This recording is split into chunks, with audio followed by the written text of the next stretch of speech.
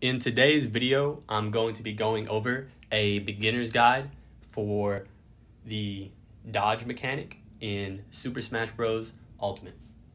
So what I'm going to be discussing is what a dodge is in this game, how to perform it, and then give you some tips and advice on what to look out for when doing it, and some situations that you want to be using this mechanic in. So to start things off, I'll show you that on the ground you have access to three forms of your dodge. You can go forward, which is like a forward roll, right? You can go backwards, which is like a backward roll, or you can dodge in place, which is called a spot dodge. You also have access to an aerial dodge, like so. You can dodge in any direction with your aerial dodge. So what is a dodge in this game? Obviously, by the name of it, it means you should be able to dodge hits, right? But how does that work? So in this game, there's something called invincibility frames, or iframes for short. It basically means that at a certain point during your animation, your character model becomes invincible and it won't take damage, and any attack or projectile or grab, for example, will phase right through it. So with the spot dodge, you can probably see that my character kind of highlights himself just like a little bit. He kind of glows, right? Sparkles, I don't know what you would call it. But those are the points where I have iframes, or invincibility frames, during my animation, right? So I'll show you a live example to make it make more sense. So I'm going to have Sora shoot a fireball at myself, and then I am going to do a spot dodge. So I'm controlling both of these characters, but should be able to do it. Just let me get the spacing right. So I'm going to have him shoot a fireball at me, and then, let me back up just a little bit, give myself enough time to switch back to the other controller. Okay, so I have him shoot a fireball, and then boom, I spot dodge just like that. You see how it kind of phased through me, right?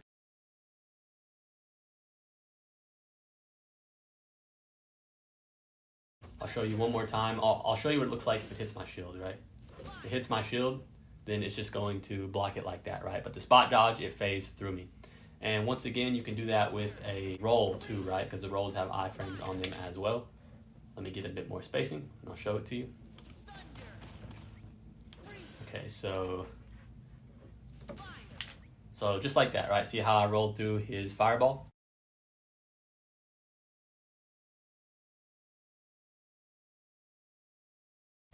So you can do that with your air dodges too, right? It's the same thing. You get the iframes on your move. So how you perform this mechanic is that on the ground, for example, you tap your shield button, which is wherever you have it mapped to, and a directional input at the same time using your left analog stick. So you can't do an up directional input, but you can do a forward, back, and down. So if you want to roll forward, you do a directional forward input plus your shield button at the same time. Same thing for the back one, a directional back input plus your shield at the same time. And then for the spot dodge, you do a directional down input plus your shield at the same time. If you do a directional up input plus shield, it's just going to do your shield.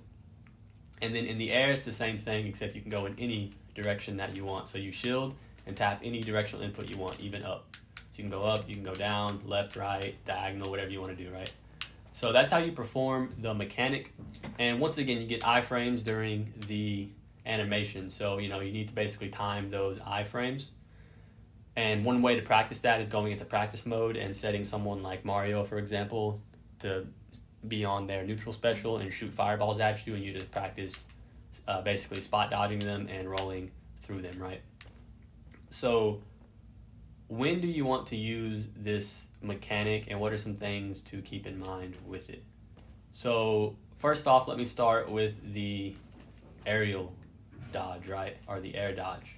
So this is a very good dodge because you can dodge in any direction you want, right? So if someone's coming up and they're going to hit you from the bottom with their swing because you're in the air, right? If they're trying to hit you from below, you can actually dodge downwards into their hit and dodge their hit and get below them, right? And you can hit them instead, possibly. Or you can use it to create some distance between you and the enemy, however you want to use it, right?